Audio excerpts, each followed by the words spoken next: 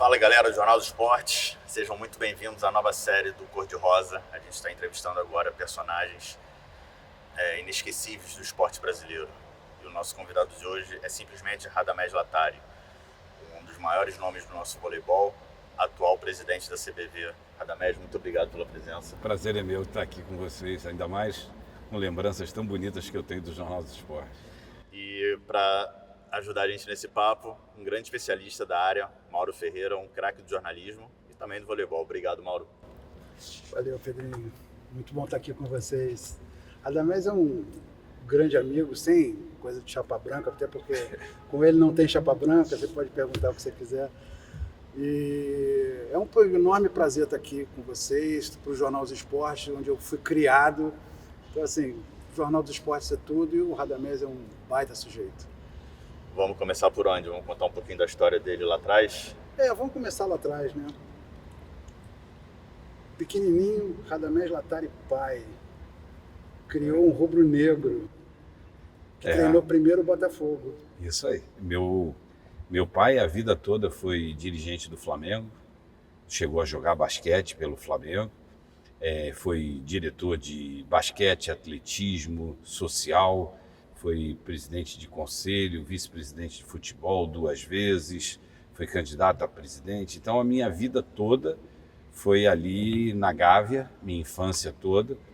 E depois, eu com 13, 14 anos, todos os meus amigos jogavam na praia e no Colégio Santo Inácio. E eles saíam dali andando para ir jogar no Botafogo. E às vezes eu ia só para assistir, porque não passava pela minha cabeça eu, rubro-negro, jogar no Botafogo. Só que aí o treinador do Botafogo era o Bebeto de Freitas, né, que era jogador na época de seleção brasileira, era treinador da base do Botafogo. Mais tarde ele veio a ser presidente até do próprio Botafogo. E o Bebeto ficava conversando comigo, aí acabou me convencendo, pelo menos treina. Aí eu treinei, o Botafogo era muito forte nas divisões de cima e fraco nas divisões de base. Então, por ser fraco, eu tinha condição de jogar, porque eu não era nenhum virtuoso jogando voleibol, aquele negócio todo. E aí passei para a segunda etapa, que era convencer o meu pai a assinar a ficha de que eu pudesse jogar pelo Botafogo. Acabou que meu pai falou, eu assino, mas nunca vou assistir um jogo, nada, aquele negócio todo. E eu fiquei praticamente dos meus 13 aos 20 anos ali no Botafogo, só que como jogador dos 13 aos 16, e foi quando eu parei de jogar, fui parado, né? O Bebeto falou, tu é baixinho, gordinho, não leva jeito e tal, vem ser meu auxiliar. E aí eu comecei ali aos 16 anos, a minha carreira de treinador, porque o Bebeto teve uma crise de apêndice, ficou 2, 3 meses parado, e eu fiquei treinando o time, e aí fui seguir a carreira por ali. E o seu pai assistiu algum jogo? Do Botafogo, nunca. Do Botafogo nunca. Agora, quando eu saí do Botafogo, eu fui para o Flamengo. E aí, quando eu cheguei lá para o primeiro treino, ele já estava sentado na arquibancada assistindo. Mas... Teu pai faleceu com que idade? Papai faleceu com 66 anos. E você tinha? Eu tinha 30 anos. 32. É o grande guru da tua vida. Né? Eu digo sempre que eu tenho um ídolo de vida, que é meu pai. Ídolo no futebol, eu tenho o Zico, né? Ídolo no voleibol, o Bebeto de Freitas. E tinha alguns gurus, né? Então, por exemplo, no vôlei, o Sami Melinski, né? Que depois veio a ser o supervisor da seleção brasileira. E tinha o seu nonô, o Sérgio Noronha, né? Grande jornalista. E como meu pai era uma figura assim do Flamengo, e os jornalistas viviam diariamente na minha casa e tal, alguns se tornaram amigos da família. Então eu sempre digo que o Yata Anderson, né, o Loureiro Neto, que infelizmente não está mais entre nós, o seu Nonô e o Kleber Leite, esses 4 continuaram grandes amigos da família. E eu sou muito grato a eles até hoje. Como é que era para um torcedor do Flamengo jogar tanto tempo no Botafogo e depois virar tão amigo do Bebeto de Freitas, que até hoje é lembrado pelo botafoguense? Existem situações... o Botafogo sempre respeitou o fato de eu ser Flamengo E eles nunca, pelo fato de eu ser Flamengo, impediu que eles vissem o profissionalismo com quem eu tratava as equipes que eu dirigi no Botafogo. Então existia um respeito muito grande.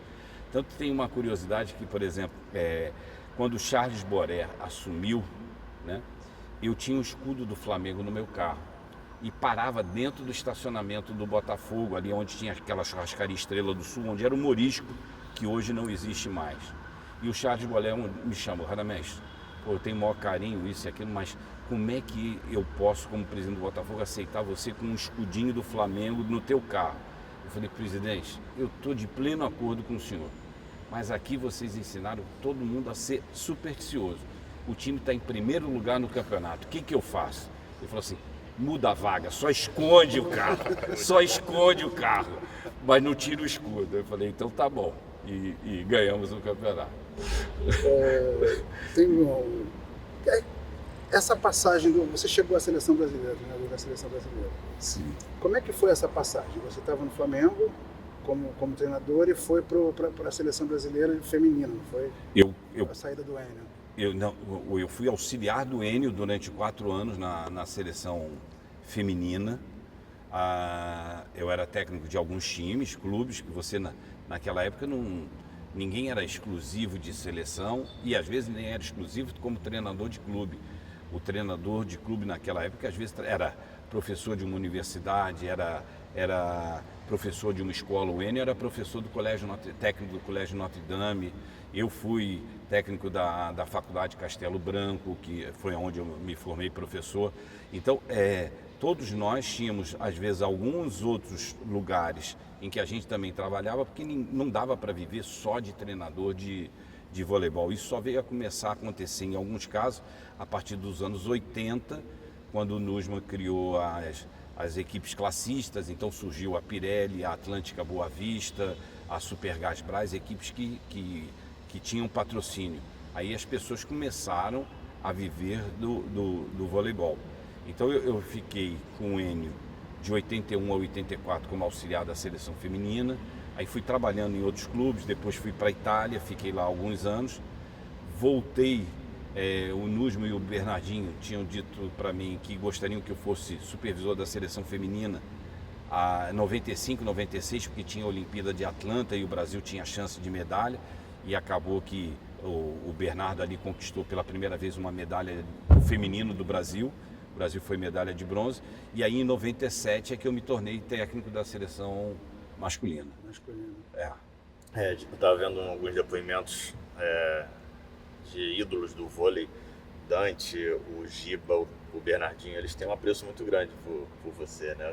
Fala um pouco da relação com eles desde o início.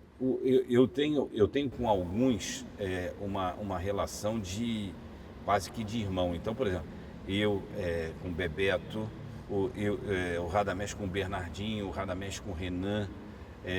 Hoje eu tenho uma grande afinidade também com o Zé Roberto. Então são algumas pessoas. O Zé Roberto foi meu atleta, né? Eu digo sempre para as jogadoras: olha, ele é mais velho do que eu, mas eu era o técnico do Zé Roberto e tal.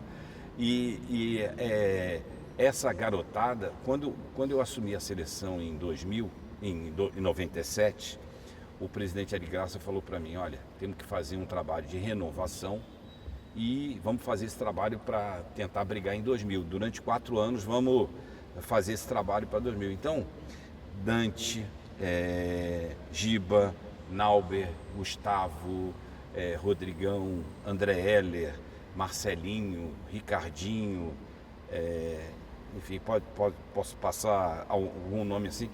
Todos esses... Pampa. Não, Pampa já foi da geração anterior. Todos esses aí começaram comigo ali na seleção. Fomos até 2000. Eu achava que a gente brigava por uma medalha, mas por uma infelicidade a gente perdeu nas quartas de final para a Argentina. E aí eu falei: olha, pro Ari eu tinha dito: ganhando ou perdendo, eu só vou trabalhar 4 anos na seleção, porque isso aqui é uma loucura, isso e aquilo e tal. Eu digo sempre no bom sentido que o Zé e o Bernardinho são 2 loucos, porque eles estão há tantos anos nisso aí e é uma pressão e tal. E aí o Bernardo veio conversar comigo: Radamés, o que você acha? Eu falei: Bernardo, eu acho que esse time tem uma média de idade de 22 anos. O time da Itália, que é tricampeão do mundo aí, tem uma média de 33 anos. Eu acho que o Brasil vai ter um time para reinar durante muitos anos e tal. E o Bernardinho, com a sua capacidade fantástica que tem, conseguiu uma hegemonia no voleibol impressionante. E foi a geração mais vencedora que o mundo já teve. Tem uma coisa assim que é meio... pouca gente fala, né? Que é o teu período na Itália. Você ficou 3, 4 anos? Eu fiquei da primeira vez 3, 4 anos, depois fiquei mais 2 anos e depois mais 3 anos e meio. Deu 9 anos e meio, 10 quase no total. O que você trouxe de lá para cá que hoje forma o Radamés? Da Itália, da Europa, né? Eles lá, eles gostam de treinar menos e estudar mais. E nós aqui, a gente treina mais e os técnicos estudam muito. Lá, os atletas, eu acho que tem países como a Itália e os Estados Unidos que os atletas taticamente raciocinam bastante, pensam como tática com o treinador e tal. E aqui no Brasil, eu acho que desde pequeno, por termos excelentes treinadores, a gente tem o hábito de muitas vezes pensar muito e às vezes não deixar o atleta pensar tanto.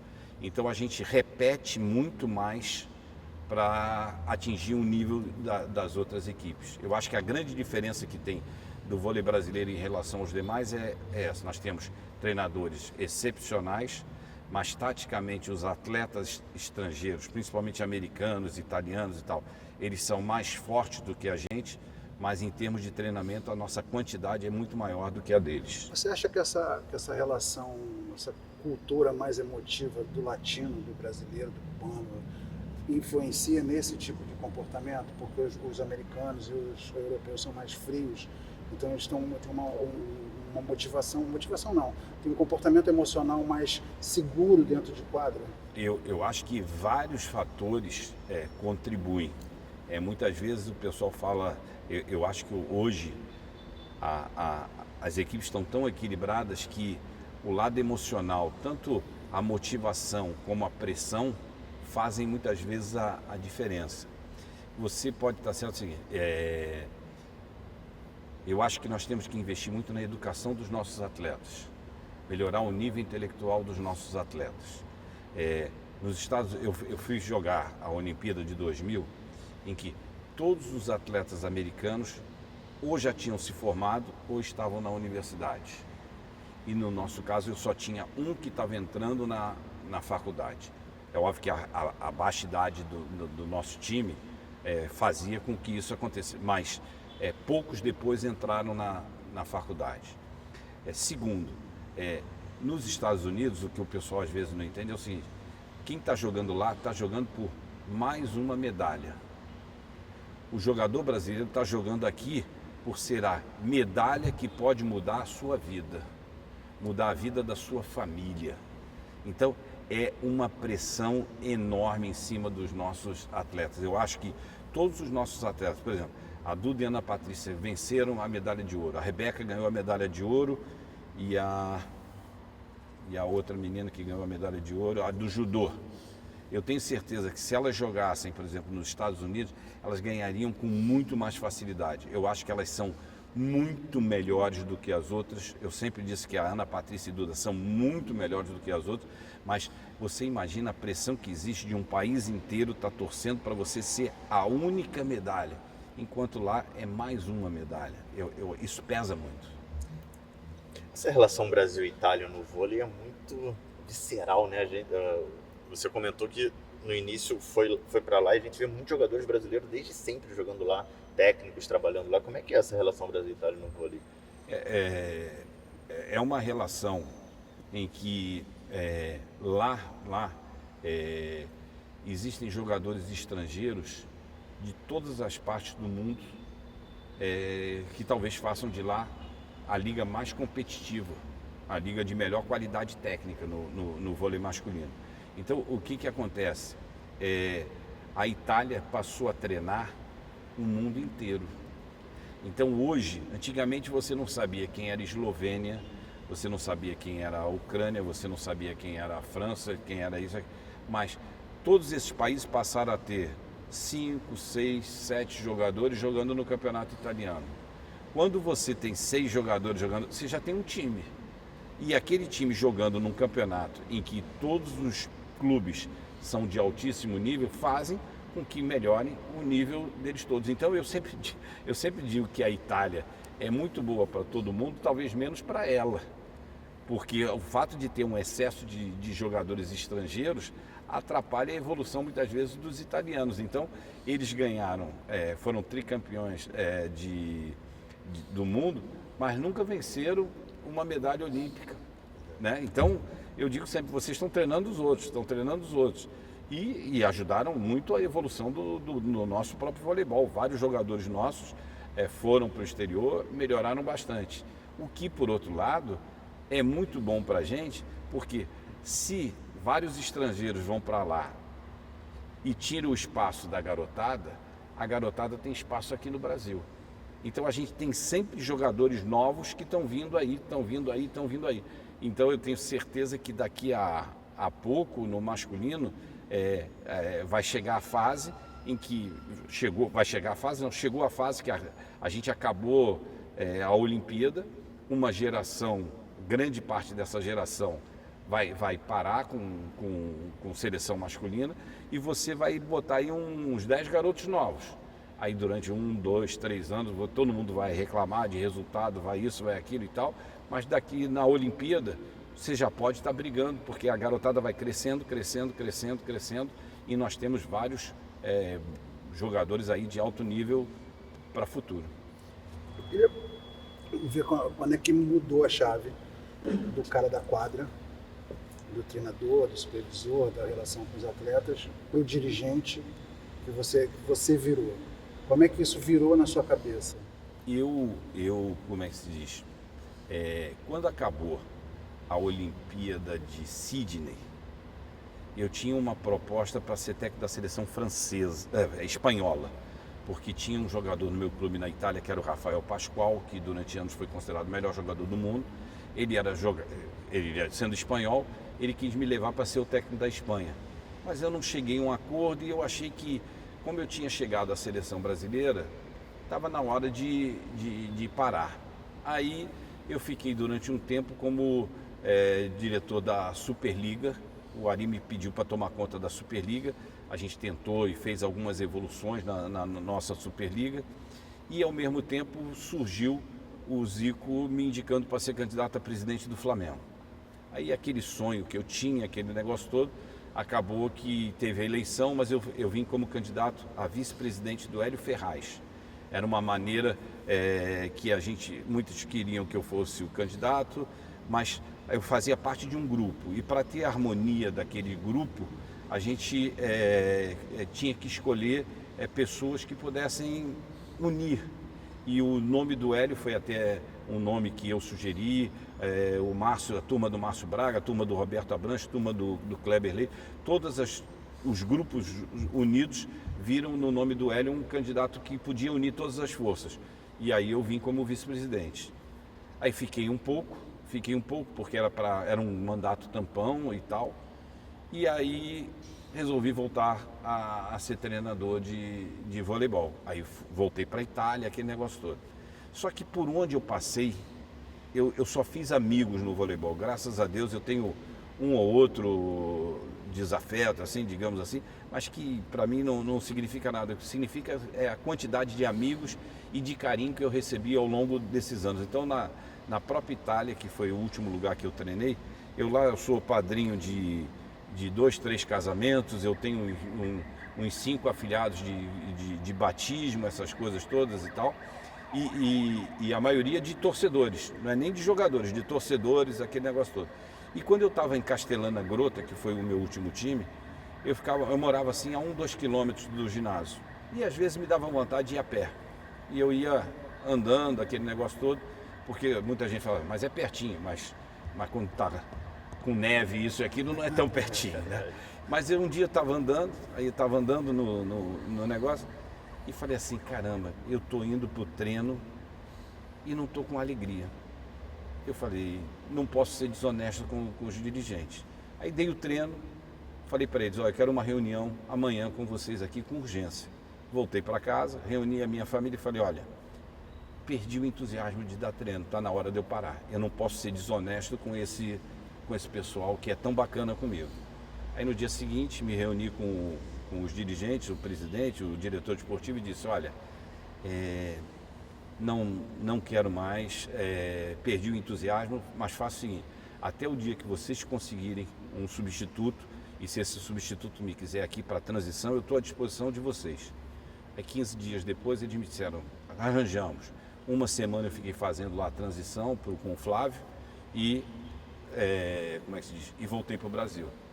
Quando voltei para o Brasil ia começar com o negócio de ser a sede das Olimpíadas. E aí o Kleber me pediu se eu não tinha interesse, que a Kleber era especializada em futebol. Kleber Leite, a Kleber era especializada em futebol. Se eu não tinha interesse em desenvolver os esportes olímpicos na Kleber. Aí eu fiz um projeto de esportes olímpicos para a Kleber e surgiram algumas confusões na CBV. Aí o Toroca assumiu a presidência e me ligou dizendo, Rada, você é meu amigo há 40 e tantos anos. Toroca, Walter Piton do Laranjeiras, o Toroca, que quando em 80 eu era o assistente técnico do Enio Figueiredo, o Toroca era o supervisor da seleção brasileira. E aí o Toroca, 40 anos depois, assume a presidência e disse, você é minha pessoa de confiança no Rio de Janeiro e tal. Eu falei, mas Toroca, eu acho que desenvolvendo projetos eu posso ter um salário melhor, isso e aquilo. Ele falou, é um apelo de amizade, é um apelo de tudo. Eu falei, tá bom. Aí eu vim e comecei a ser, eu entrei com o Toroca como diretor de eventos, depois passei a ser diretor de praia, diretor de competições, diretor de seleções, aí uniu a quadra com praia, CEO, vice-presidente e me tornei presidente. Quer dizer, passei por, eu acho que pouca gente no voleibol passou por tantos caminhos, porque eu fui pegador de bola, assistente técnico de seleção carioca, assistente técnico de seleção brasileira, supervisor de seleção brasileira, técnico de seleção brasileira, fui dirigente de clube, dirigente de federação, depois fui dirigente da Superliga, de praia, de quadra, disso, daquilo, tal, me tornei CEO, vice-presidente e cheguei são 13 anos para 67, são 54 anos que eu respiro o voleibol. Ou seja, você pega a semente do limão e traz a limonada. Isso. Eu acho que eu fiz uma estrada dentro do voleibol. Você acha que isso te credencia para ser hoje um dos principais dirigentes do esporte olímpico brasileiro? Eu acho que sim, e fiquei muito feliz porque na última eleição do Comitê Olímpico, né, em que o Marco Laporta se tornou presidente, ganhou a eleição e se tornou presidente, tinha eleição entre os presidentes de confederação para a eleição do Conselho de Administração. E aí eu me candidatei e dos 55 votos eu tive 50. Então, junto com o Casão, o Felipe Rego do handebol, nós dois tivemos 50 votos, fomos os dois mais votados para o Conselho de Administração. Então eu acho que isso é um pouco também do carinho e do respeito que os demais presidentes têm pela história, né? Porque eu acho que eu fiz, eu não me tornei assim o presidente por acaso, eu acho que eu fiz uma história dentro do voleibol, do esporte, para chegar a isso, né? E que graças a Deus, nesses 54 anos, nada que também manchasse a minha história. Tem gente que pode falar assim, ele não é um bom treinador, ele errou naquela substituição, ele na confederação podia ter feito mais isso ou mais aquilo.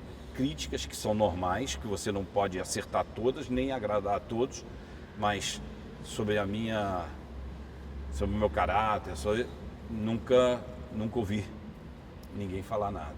Você enfrentou um período muito turbulento na CBV, principalmente quando você estava como CEO, estava entrando como CEO do coisa, que foi um período de acusações, de denúncias de malversação de verbas e tal.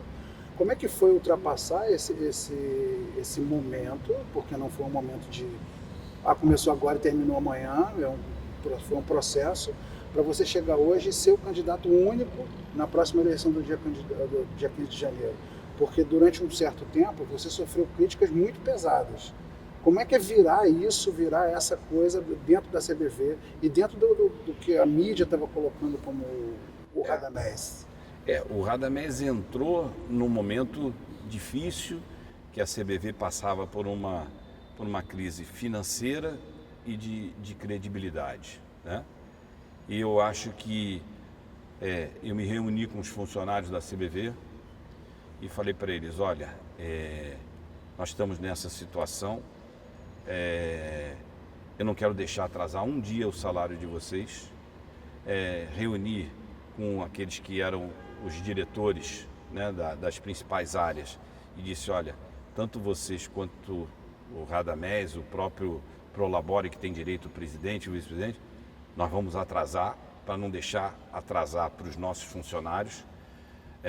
Fizemos reunião com todos aqueles que a gente devia e a gente pediu para escalonar a dívida e começamos a trabalhar para ganhar a credibilidade dos patrocinadores, recuperar a credibilidade com o Banco do Brasil e assim foi. Em 6 meses a gente conseguiu arrumar a casa. Em 2 anos a CBV de um buraco grande passou a ter um superávit. E você pode dizer de quanto era esse buraco aí? O buraco era de 16 milhões, chegaria a 26 no fim do ano. E a gente em 2 anos teve um superávit de 5 milhões. E hoje a gente paga tudo rigorosamente em dia, não temos dívidas, compramos uma sede, a CBV alugava uma sede, a gente comprou a sede, então tudo isso eu acho que é fruto do trabalho dos nossos funcionários, dos atletas, dos treinadores, que na época eu fui a todas as seleções de quadra e praia e disse, olha, a CBV está gastando isso, nisso, nosso orçamento é para isso, eu tenho condição de fazer isso, eu não tenho condição de fazer a premiação assim. Eu lembro que teve uma premiação da seleção masculina que eu dizia, ficou uma crise horrorosa, porque eu dizia assim, eu não posso pagar, eu pago isso. E aí eles falaram assim, Radamés, então a gente pode fazer uma contraproposta? Eu falei, pode. Nem isso, um pouquinho aqui e você pode pagar em 2 anos. Eu falei, então assine que eu posso pagar em 2 anos, que eu vou parcelar isso aí, e a gente pagou religiosamente e nunca, esse ano, por exemplo, na hora da Olimpíada de Paris, na hora que eu comuniquei o valor da premiação, estava Zé Roberto, Gabi, o Bernardinho com o Bruninho e tinha mais uma, acho que eram os 4 dessa vez. Eu falei, ó, a premiação é essa. Eu falei que lá atrás eu não podia. Agora a gente pode pagar isso e tal. Todos, não teve assim dizer assim, pode ser isso ou pode ser aquilo. A mesma coisa eu posso dizer com as 8 duplas de praia. Reunimos com todas as comissões técnicas, falamos, a premiação é essa, é assim, se for primeiro é isso. A gente usa o critério, um X para 100% no ouro, 80% na prata e 70% no bronze. Sendo que, inclusive, esse ano aconteceu o seguinte, na véspera da disputa do bronze, eu ainda me reuni com o vôlei feminino e falei assim, seria uma pena a gente ter saído fora da final, porque perdemos um tie-break, uma campanha espetacular, vocês dando uma demonstração para o Brasil inteiro. Então vamos fazer o seguinte, se vocês conseguirem ganhar amanhã essa medalha de bronze, eu pago o valor da prata. E aí, quando eu voltei para o Brasil e contei o que tinha acontecido lá para o financeiro, eu falei assim, agora, vê quanto isso representa, porque porque a gente também tem que dar um aumento no ouro da praia, porque para mim acabou, eu não faço distinção de praia, quadra, masculino ou feminino. Para mim todos são iguais. A gente zerou diferenças que existiam, hoje todo mundo recebe as mesmas coisas. Durante principalmente ao longo desse ano, você enfrentou alguns pequenos problemas de ordem social. Ataques a atletas gay, que aconteceu lá em João Pessoa, se eu não me engano. Teve no final do ano passado, início desse ano, teve uma crise com o vôlei de praia por conta de premiação ou de disputa de campeonato e tal. Contornar isso politicamente foi uma tarefa muito difícil. Vocês fizeram uma campanha Nós fizemos campanha e fomos até premiados com as nossas campanhas contra qualquer tipo de preconceito. Começou no caso de homofobia, mas depois nós levamos para qualquer tipo de preconceito religioso, qualquer preconceito de raça, religião. Então, hoje a gente acha que o voleibol tem que também ajudar a transformar a sociedade, não é só um jogo. A gente também tem que colaborar por transformar a sociedade. E já que a gente tem ídolos, esses ídolos entram nas casas, entram nos lares, entram na garotada com certa facilidade. Eles têm uma entrada fácil. Então eles são pessoas, são mensageiros dessas campanhas que nós estamos fazendo. E a gente fica muito feliz de estar dando essa colaboração. E na praia, né, a gente sempre vem testando maneiras de encontrar qual é o melhor equilíbrio de você manter a tua elite sempre em atividade e também dar chance para o pessoal de baixo ir crescendo e subindo. Então sempre vai ter gente que vai achar a melhor fórmula 12 com 16, outros acham que é 16 com 16 como está agora. Outros acham que é melhor não ter 16 e 16, é ter só 24. Mas a gente tenta sempre ir acertando e o que a gente fez de muito bom para o vôlei de praia esse ano foi que a gente bateu um recorde mundial esse ano em que nós fizemos 5 etapas de alto nível do Campeonato Mundial no Brasil. O país que faz mais alguma coisa faz 2 etapas. A gente fez 5 e com o dólar do jeito que está. A gente conseguiu fazer 5 e vamos fazer mais 5 ano que vem. Então, com isso, o que acontece?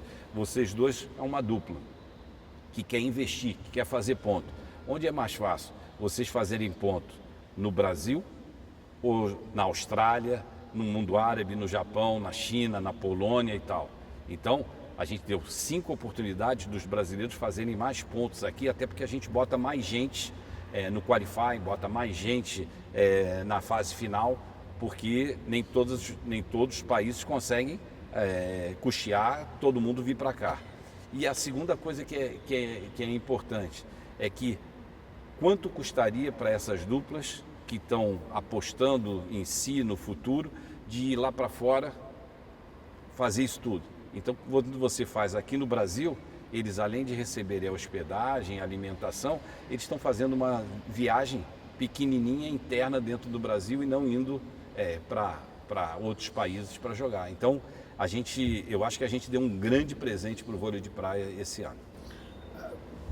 Durante uma outra entrevista que eu fiz com você, a gente sugeriu que os técnicos recebessem medalhas junto com os jogadores no vôlei de praia, que foi imediatamente aceita por você e foi o primeiro país no mundo a fazer isso, a primeira confederação a fazer isso.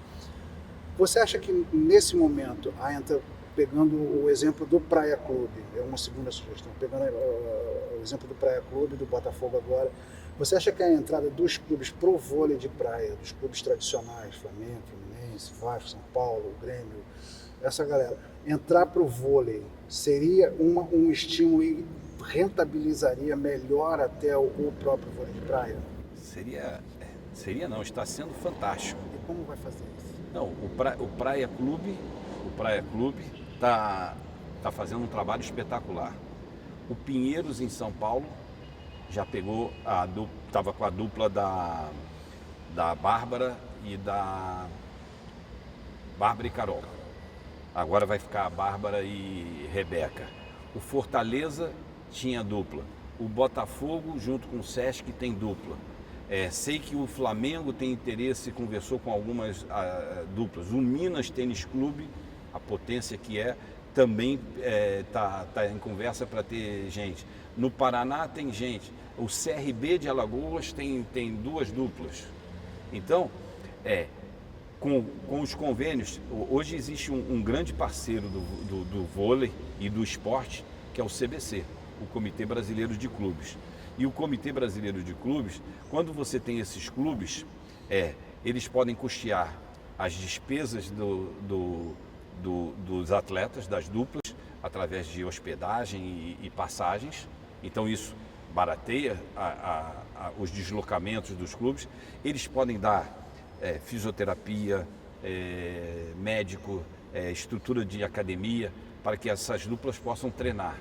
Então tudo isso vai diminuindo o custo. E sem falar que aqui no Brasil a gente tem excelentes centros de treinamento. A gente tem em Maringá o centro do Robson, a gente tem na Paraíba o Cangaço, e o Guilherme está fazendo também um ranking dos centros de treinamento, dos CDVs. Então aqui no Rio você tem o da Letícia. Então você tem vários centros de treinamento hoje que estão também crescendo com essas mudanças, e alguns até se filiando às suas federações estaduais. Então eu tenho certeza que o vôlei de praia, com a entrada dos clubes, só vai a crescer. Mas o que a CBV faz ou incentiva para esses clubes, mas pelo menos um primeiro pontapé para grandes clubes? Por exemplo, o Fluminense, que não tem perspectiva para isso, o Botafogo já tem, o Vasco, que poderia estar com uma dupla, o São Paulo, os grandes clubes de grandes torcidas. Nas quadras, a gente tem os campeonatos brasileiros interclubes, que é a parceria da CBV com o CBC. Então você como é que se diz? Tem Campeonato Brasileiro Sub-13 de clubes, Sub-14, Sub-15, 16, 17, 18, 19, 20, 21. Então eles disputam o ano todo competições, e tem uma fase final que é aqui no nosso CDV em Saquarema, que está tendo nessas semanas de dezembro. E na praia, a primeira vez que a gente fez esse campeonato interclubes, tinham 3. Depois tinham 4, 6, 11, 15. Hoje já tem 41 clubes participando das nossas competições. Então, as competições entre clubes e eles fazendo pontos para o ranking do CBC faz com que os clubes tenham interesse em ter mais modalidades. Então, esse convênio, essa união que existe da CBV com o CBC está sendo benéfico para os clubes, tanto na quadra quanto na praia.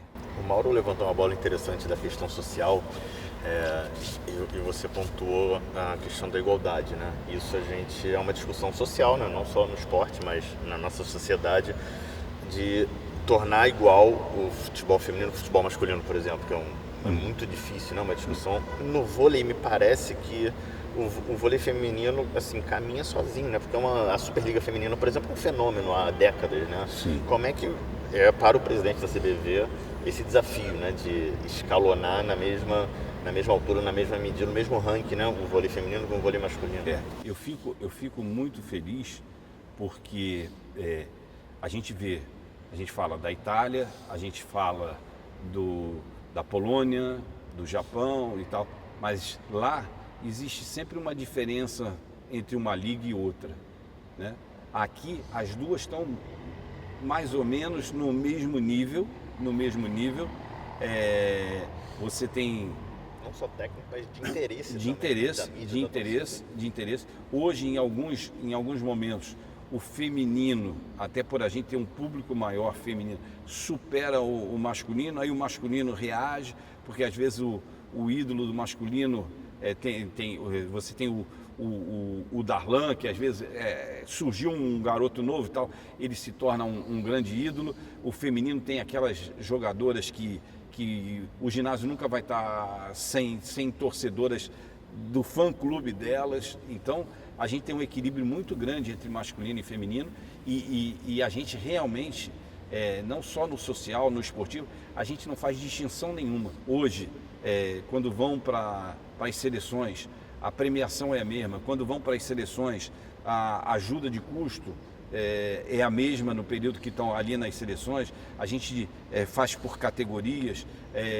Na praia, se a gente ajuda 2 duplas aqui, a gente ajuda 2 duplas ali. Não, são 3, são 3. Tudo é feito de forma igual.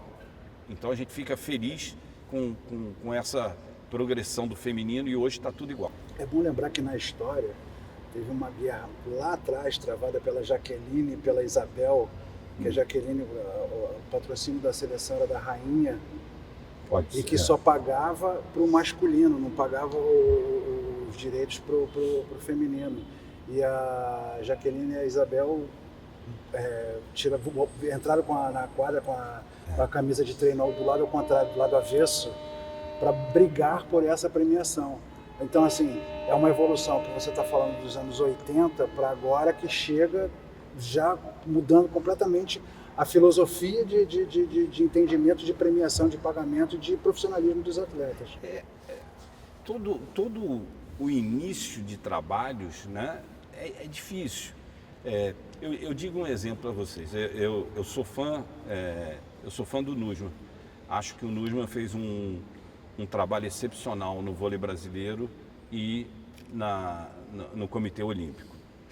Em 81, 82, 83, 84, eu era o auxiliar do Enio Figueiredo. Mas para a Olimpíada, só podiam ir um técnico e um auxiliar. E o masculino tinha o Bebeto, o Jorjão e o Brunório. O Brasil, pela primeira vez, tinha chance de medalha. Pela primeira vez. O Nussmann me chamou e falou: Radamés, você não vai para essa Olimpíada. E o Brunório foi como se fosse o assistente do Enio, mas na realidade eram 3 no masculino e 1 no feminino. E o Nussmann fez correto porque ganhou ganhou a prata pela primeira vez. E aí o que acontece? É que por mais que você às vezes possa ser injusto ou com o feminino ou com o masculino, no início, depois, quando começa a despontar o esporte, todo mundo cresce. E aí surgiu que naquela mesma Olimpíada o Brasil fez uma participação muito boa, e aí vai crescendo. O primeiro título mundial do Brasil foi com o Marco Aurélio, 88, 89, com o Mundial Feminino, juvenil. Então, aí passa todo mundo a crescer. Quando cresce todo mundo, daqui a pouco está tudo igual, todo mundo sai ganhando. Alguém tem que pagar um pouquinho no início. A gente vem num período, porque o brasileiro é acostumado com resultado. Né? Se você ganha, muito que bem, você, como diria o Otto Glória, você é bestial. Se você perde, mesmo que você seja vice, você é uma besta. Mas assim, como é que você está vivendo hoje um período de entre-safra de gerações? Você saiu acostumou o público brasileiro, o torcedor brasileiro, a uma série de vitórias impressionantes, no masculino e no feminino. Como é que é viver isso e o que está sendo feito para se voltar a esses resultados? Eu sei que aproveitando, hoje vocês têm um centro fantástico lá em Saquarema e um novo centro na França. Na França. Como é que está funcionando isso agora? Olha, eu acho que nunca mais vai existir, nunca mais. Eu acho que tão cedo, em esportes coletivos, vai existir supremacias grandes e longas, porque com a globalização e com o fato de todo mundo jogar as ligas pelo mundo todo, vai reinar um equilíbrio. Não vai existir mais aquela diferença dos 3 primeiros para o do 4º em diante. Hoje eu vou para qualquer competição achando que o Brasil pode ser 1º ou 8º. Tamanho e equilíbrio que existe. Quando que você poderia imaginar que nas últimas Olimpíadas de praia ia ganhar uma dupla da Noruega e na seguinte ia ganhar uma dupla da Suécia? Quando que a gente ia imaginar que os Estados Unidos ficaria fora das semifinais do vôlei de praia? Então, as pessoas têm que entender que o mundo mudou. A gente não pode continuar com aquela cabeça lá de trás que o mundo mudou. Agora, nós temos que fazer sempre o nosso melhor para tentar estar ali à espera de um grande resultado. Trouxe para a CBV o Jorge Bichara, que na minha opinião é o melhor profissional para administrar a estrutura, montar uma estrutura. Nós voltamos a investir, né, nas divisões de base, porque quando eu falei que alguns sacrifícios a gente tinha que fazer porque a gente tinha perdido uma condição financeira, então tem que corta daqui, corta dali, e se diminuiu o investimento, as nossas duplas não conseguiam mais ir lá para fora. Então, a partir do momento que a gente fez esse novo convênio com a região de La Moselle, em Metz, na França, as nossas duplas, as nossas equipes, nossas seleções vão passar a treinar novamente no exterior e melhorar o intercâmbio com as principais equipes lá de fora. Então isso vai fazer com que os nossos jovens novamente alcancem um intercâmbio melhor. E a outra coisa importante fizemos uma nova estrutura em que tanto o Zé Roberto no feminino, o Bernardinho no masculino e o Leandro Brachola na praia, eles além de treinarem, né, de serem os responsáveis pelas suas seleções, também serão os responsáveis por coordenar todo o trabalho da base. E com isso, a escolha de treinadores, o trabalho dos treinadores, tudo isso vai ser feito de forma conjunta.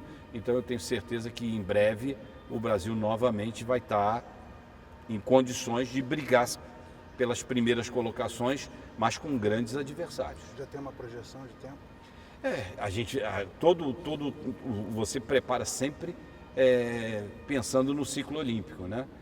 Tivemos um ciclo anormal de 3 anos em função da pandemia, mas em função agora de Los Angeles, nós vamos fazer o trabalho de 4 anos, que já começou. A gente já mandou lá para fora fisioterapeuta, nutricionista, estão controlando todos os nossos atletas que estão jogando lá no exterior. A pergunta foi só para agradar os resultadistas. Não. E com modificações, porque a partir de agora, antigamente você fazia um trabalho, quando acabava a Olimpíada, daqui a 2 anos tinha o Mundial. 3 anos o Pan-Americano e 4 anos a Olimpíada. Agora os mundiais são de 2 em 2 anos. Então, em 2025, que era um ano que todo mundo está renovando, isso aqui, nós vamos ter um campeonato mundial. Filipinas e Tailândia, acho que Filipinas o masculino e Tailândia o feminino. Então, de 2 em 2 anos tem campeonato mundial. Então, a gente vai ter VNL aqui também, né? Vamos ter VNL aqui nesse palco. Mais uma vez vai ser aqui no Maracanãzinho, na primeira quinzena de junho, começa com o feminino e depois com o masculino. Aproveitando a palavra palco, isso daqui foi o seu palco durante muito tempo, né? Isso aqui para mim é bom demais. Eu fui técnico aqui com seleção carioca, a gente fez jogo aqui contra a Bulgária. Eu fui técnico aqui do Tijuca numa decisão de campeonato carioca.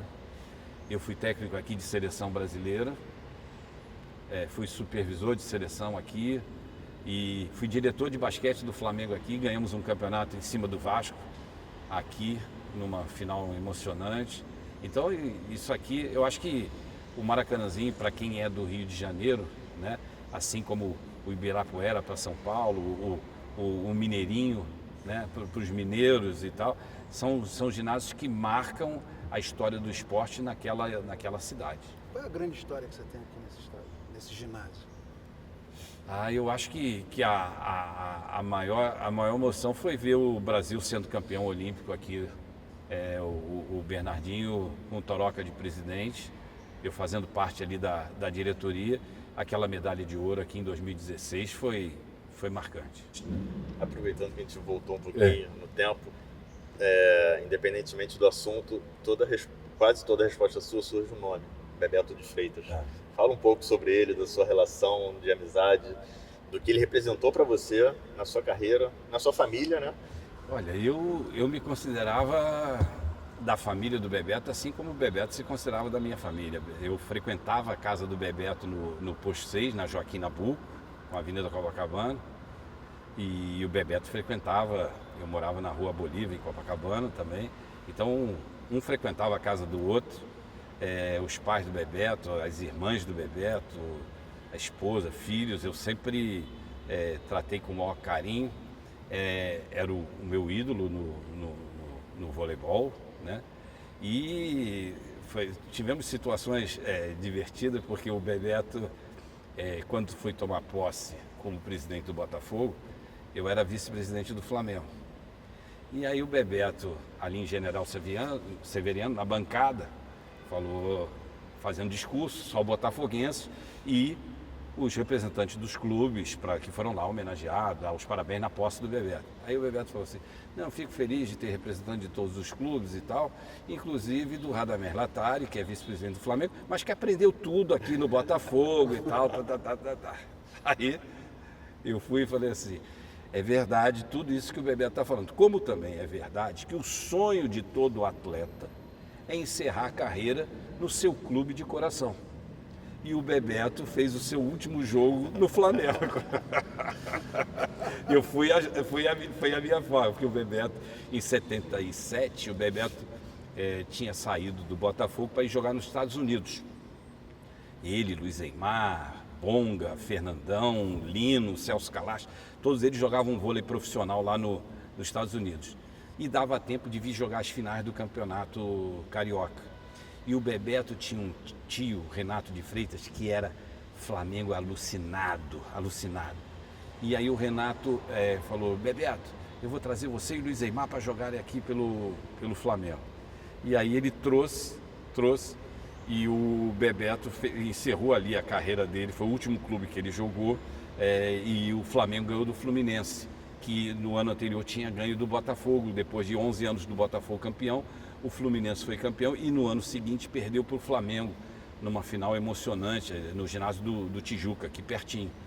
E aí eu sempre digo, o Bebeto encerrou a carreira no clube do coração dele, mas sempre existiu um respeito muito grande da nossa parte, ele sabendo do histórico dele, sobrinho do João Saldanha, ele sabendo que meu pai é do Flamengo, então a gente sempre respeitava, a gente ia para Flamengo e Botafogo junto, a gente ia para o Maracanã junto, quando entrava na arquibancada eu ia para o lado do Flamengo, ele para o lado do Botafogo, e só teve uma vez que o Flamengo ganhou bem e ele me deixou sem carona, veio e foi embora mais cedo. Foi o 6 não? Não, no 6 não foi os 6. Mas você estava no 6?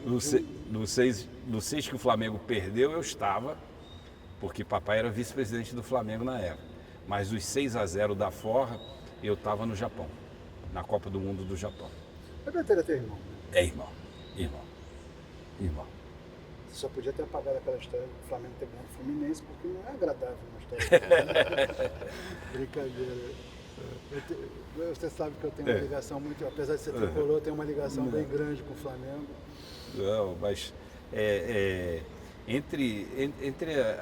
antigamente as pessoas respeitavam mais essas diferenças clubísticas, né? Hoje tem horas que eu fico horrorizado com imagens que eu recebo de brigas de torcida, esse negócio todo. Eu evito até brincar, fazer brincadeira, porque tem um pessoal de uma determinada que a gente pode brincar, mas um pessoal mais novo hoje em dia, eles não entendem que é um jogo e que você só torce pelo outro, entendeu? Quando eu vejo determinadas cenas, são lamentáveis. O que fazer como campanha?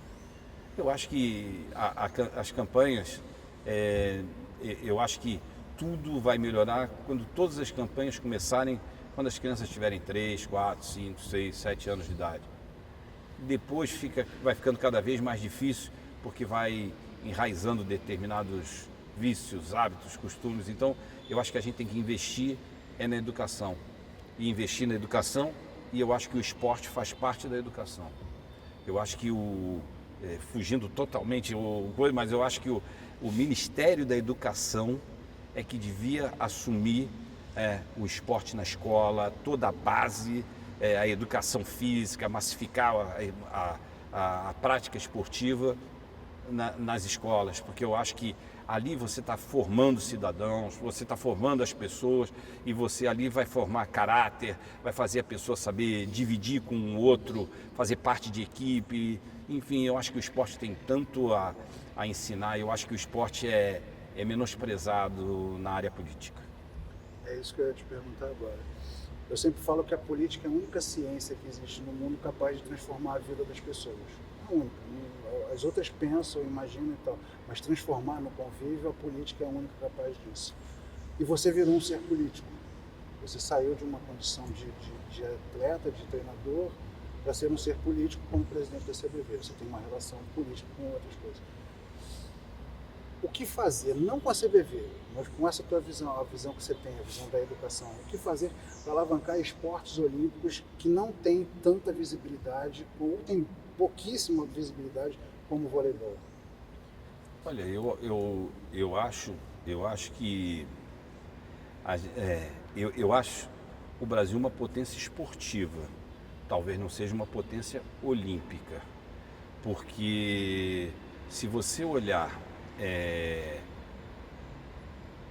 os esportes coletivos, né? O voleibol, o máximo que eu posso trazer são 4 medalhas.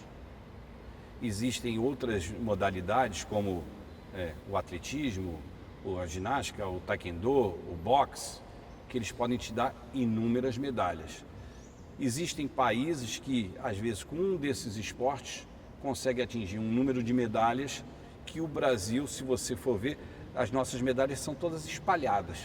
Tem uma no atletismo, tem uma na natação, tem uma no vôlei, tem uma no futebol, tem uma no handebol, no basquete, na ginástica. Você vai espalhando as medalhas do Brasil. Então eu acho que o Brasil esportivamente é uma potência. Nós não somos uma potência olímpica porque a gente não faz um trabalho voltado para quadro de medalhas. Eu acho que se você faz um trabalho só voltado para 3, 4 modalidades, pode ser que o Brasil ganhe mais medalhas do que ganha hoje, mesmo sendo em um maior número de modalidades. Então as nossas medalhas são distribuídas e em outros países elas são concentradas. Então, segundo, eu acho que você precisava ver um pouquinho da vocação do nosso país. O biotipo do pessoal que nasceu na Amazônia é igual do pessoal que nasceu no Sul? Não. O pessoal que nasceu no Nordeste é igual do Centro-Oeste, é igual do Sul? Não, nós temos características. O que se adapta? Quais são os esportes que se adaptam ao pessoal da região Norte? Quais são os esportes que se adaptam ao pessoal da região Sul? Ah, mas vai ter um talento da região da Amazônia que combina com o Sul. Pega aquele talento e traz para o Sul. Mas vamos concentrar as modalidades esportivas de que o Brasil é forte, pode vir a ser forte. Vou falar uma besteira aqui, uma bobagem que todo mundo fala, mas os indígenas não são bons de canoagem, não estão ali na região da norte. Vamos concentrar talvez o trabalho de canoagem, de arco e flecha para essa região. O pessoal maior, mais forte, mais não sei o que, tá no sul. Vamos botar, sei lá, halterofilismo, remo, handball. O pessoal do Centro-Oeste é melhor para corridas, para isso, para aquilo. Então vamos botar o atletismo. Eu acho que a gente precisava fazer um estudo do biotipo do brasileiro e, de acordo com o resultado, concentrar os esportes que são característicos desse biotipo, fazer centros de treinamento nessas regiões. Eu acho que com isso você consegue atingir um maior número de regiões, um maior número de esportes, e você vai ter coisas específicas voltadas para isso. Senão, o que acontece? Às vezes você tem um fenômeno no tênis, tinha o Guga, mas a distância do Guga para os demais era muito grande. Hoje você já começa a ter o Rafael Westrup, que é o presidente da Confederação de Tênis, faz um trabalho fantástico. Então hoje você já tem várias mulheres, você tem 3, 4 mulheres de bom nível, você tem 3, 4 jogadores de bom nível, tem o João Fonseca, que vai ser um fenômeno, né?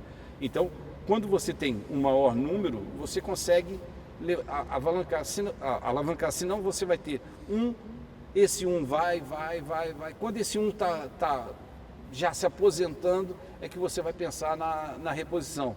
Aí já ficou um gap muito grande. Queria lembrar da sua passagem como dirigente de futebol, assim como o Zé Roberto também teve uma passagem pelo Corinthians, né? Acredito que o vôlei seja o seu grande amor e talvez o futebol sua paixão. Como é que foi isso? Até trazendo um pouco do Zé Roberto também, naquela experiência dele pelo Corinthians, são esportes completamente diferentes, né? Mas são esportes que carregam consigo uma multidão, uma paixão muito grande. Eu acho que são situações, por exemplo, eu quando tive no futebol, né? O que eu vi assim de grande diferença, por exemplo, você vai jogar quarta-feira à noite, aí o time treinava naquela época, né? Agora parece que as coisas já estão mudando. O time treinava terça-feira de manhã, fazia uma recriação terça-feira de manhã, ia para a concentração à tarde, ficava a quarta-feira toda no hotel para jogar quarta-feira à noite. No voleibol, se você joga quarta-feira à noite, você vai treinar terça de manhã, terça à tarde, quarta de manhã para jogar quarta à noite. Eu achava, defendia a tese naquela época, que não tinha tanta necessidade de você concentrar o teu time de futebol na terça à noite. Você podia marcar quarta-feira de manhã, fazer um treinamento de como é que eu vou me posicionar na falta, como é que eu vou me posicionar no escanteio, fazia alguma coisa, almoçava e concentrava o time. Eu achava também que no futebol você deveria fazer o pessoal assistir mais vídeos sobre o que você fez de bom no último jogo, o que o adversário tem de bom, tem de ruim, assistir mais e os jogadores participarem dando mais opiniões e tal. Então eu via muito o treinador dando as instruções. Eu tenho uma tese que depois do jogador correr, hoje em dia um jogador está correndo de 8 a 12 quilômetros por partida, aí sai e vai para a festa. Então, na minha opinião, a concentração é mais importante depois do jogo do que antes do jogo. Se tivesse o poder de mando, eu falaria, olha, eu não quero que o meu time se concentre antes do jogo, basta chegar de manhã, vamos fazer alguma coisa, jogar à noite. Agora, acabou o jogo, todo mundo volta para a concentração, que aí nós vamos recuperar, vamos fazer a alimentação necessária. No dia seguinte, acordou, tomou um bom café da manhã, vai para onde quiser, vai para a tua casa. Mas eu acho que o jogador teve um desgaste e não faz a recuperação necessária. E acho que, talvez pelos esportes olímpicos, nós sabemos o quanto é difícil arranjar patrocínio. Eu acho que todos nós temos um comprometimento maior com os patrocinadores dos clubes, porque sabem que os salários vêm dali, do que os jogadores de futebol. Na minha opinião, jogador de futebol que tira a camisa na hora do gol tinha que ser multado, porque é a hora de maior exposição do teu patrocinador. Então são algumas diferenças, né, que eu acho que existe entre assim, esporte do voleibol com futebol, que naquela época eu achava. Não sei se já mudou. O nível de informação de um atleta de futebol, informação adquirida, armazenada, o nível de informação do jogador de futebol é inferior ao nível de informação armazenada por um jogador de vôlei. Não é mais difícil você passar esse tipo de leitura que você tem para um jogador de futebol do que para um jogador de vôlei? Pelo seguinte, eu vejo que no futebol tem muito uma barreira que é assim, o ex-jogador e aqueles que não foram jogadores que se formaram. Existe uma cultura de que esses aqui não sabem ensinar e esses aqui acham que as informações não são tão importantes quanto deveriam achar. Então, eu acho que às vezes falta um equilíbrio para as pessoas aceitarem essas duas diferenças. E acho que o futebol, o basquete, o handebol, tem uma grande diferença sobre o voleibol. O futebol eu posso ser um craque, eu vou driblar você, driblo ele e faço gol. Não passo a bola para ninguém. No basquete eu pego a bola, driblo um, driblo outro, faço a cesta. No handebol eu vou, arremesso e faço gol. No vôlei, se eu pegar a bola, eu não posso tocar a bola seguinte. Não posso dar o toque seguinte. Então eu acho que o voleibol é o esporte mais coletivo dos coletivos. Eu preciso ter um bom levantador para ser um bom atacante. Eu preciso que alguém passe bem a bola para mim para que eu possa ser um bom levantador. Se o meu bloqueio é bom, a minha equipe vai defender bem. Então, um fundamento depende do outro e ninguém pode fazer dois fundamentos ao mesmo tempo. Então, você é obrigado a passar a bola para alguém. Mas assim, voltando à pergunta, a diferença de informação não faz com que essa ideia do vamos concentrar depois do jogo, vamos treinar no dia seguinte ou no mesmo dia do jogo, é muito mais fácil de ser assimilada por jogadores de basquete, de vôlei, do que por jogadores de futebol, e de uma política bem paternalista que existe no futebol e que nos demais esportes não existe? Eu acho mais difícil. Mas, ao mesmo tempo, eu acho que tudo depende da liderança. Eu acho que a liderança é tudo.